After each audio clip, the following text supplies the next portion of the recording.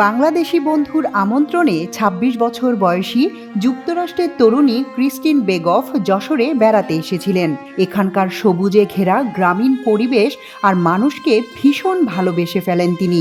সিদ্ধান্ত নেন বাংলাদেশে থেকে যাওয়ার। তবে সিদ্ধান্ত নিলেই তো হবে না, দরকার আয়ের উৎস।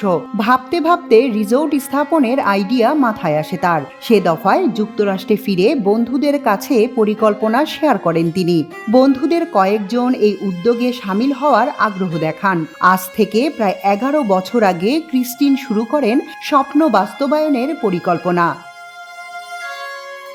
যশোরের চৌগাছা উপজেলার তাহিরপুরে কপোতাক্ষ ও ভৈরব নদের মিলনস্থলকে রিসোর্ট বানানোর জন্য বেছে নেন তিনি।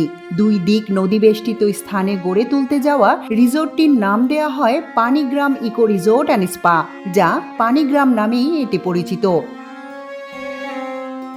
রিসোর্টের ১৫ একরের জমি স্থানীয়দের কাছ থেকে কেনে ক্রিস্টিনের নেতৃত্বাধীন প্রতিষ্ঠান। শুরু হয় নির্মাণ কাজ। মেরিনা তাবাসসুম সহ খ্যাতনামা স্থপতি ও নকশাবিদরা রিসোর্টটিকে পরিবেশ বান্ধব, দৃষ্টিনন্দন ও আবহ গ্রাম বাংলার অবয়বে দাঁড় করানোর চেষ্টায় মাতেন। রিসোর্টটির মূল আকর্ষণ মাটির ঘর। ছড়ানো ছিটানো বিভিন্ন সাইজ ও মানের ৩৬টি কটেজ নির্মাণ করা হয় রিসোর্ট জুড়ে।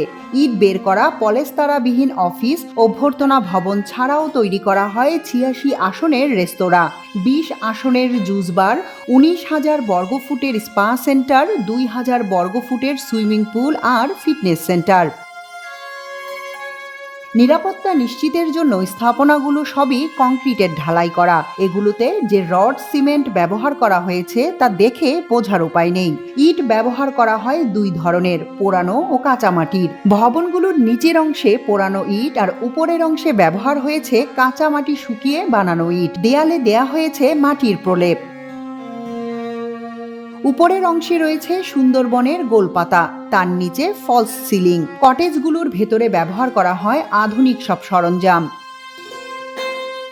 কক্ষগুলোর ভেতরের কারুকার্য খচিত আসবাবপত্র তৈরি করা হয় মালয়েশিয়া থেকে আনা উন্নত মানের কাঠ দিয়ে। স্থানীয়ভাবে সংগৃহীত বাঁশের আসবাবও দৃষ্টিনন্দন।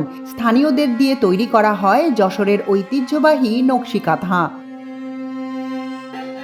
বৈদ্যুতিক বাতি ব্যবহার করা হয় ঠিকই, কিন্তু দেখে মনে হবে সেগুলো তেল দিয়ে জ্বালানো প্রাচীন আমলের কুপি। রাতে বাতি জ্বালালে তৈরি হতো অন্যরকম এক আবহ।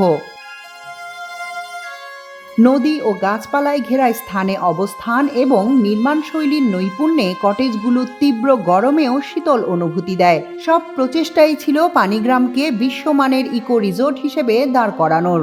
কিন্তু বাণিজ্যিক ব্যবহারের কাছাকাছি পর্যায়ে এসে কয়েক বছর আগে হঠাৎ করে বন্ধ হয়ে যায় নান্দনিক এই উদ্যোগ। কি কারণে এমন হলো তা নিশ্চিত করে বলতে পারেন না কেউ। গ্রামের এক প্রবীণ ব্যক্তি জানান, শেখ হাসিনা সরকারের সময় ব্যাংক ঋণ মঞ্জুর না হওয়ায় উদ্যোক্তারা বিপাকে পড়েন। অবশ্য এই তথ্যের সত্যতা যাচাই করা যায়নি।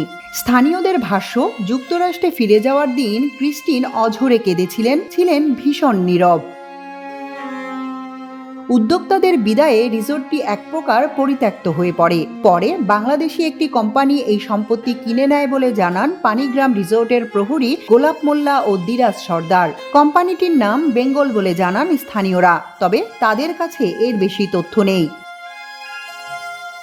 সম্প্রতি আমার দেশ প্রতিবেদক পানিগ্রাম ইকো রিসোর্টটি ঘুরে দেখেন। দেখা যায় চারদিক বন জঙ্গলে ভরে গেছে। বিষধর সাপ থাকার আশঙ্কায় সাবধানে চলাচলের পরামর্শ দিচ্ছিলেন প্রহরীরা। মাল্টিমিডিয়া ডেস্ক, আমার দেশ।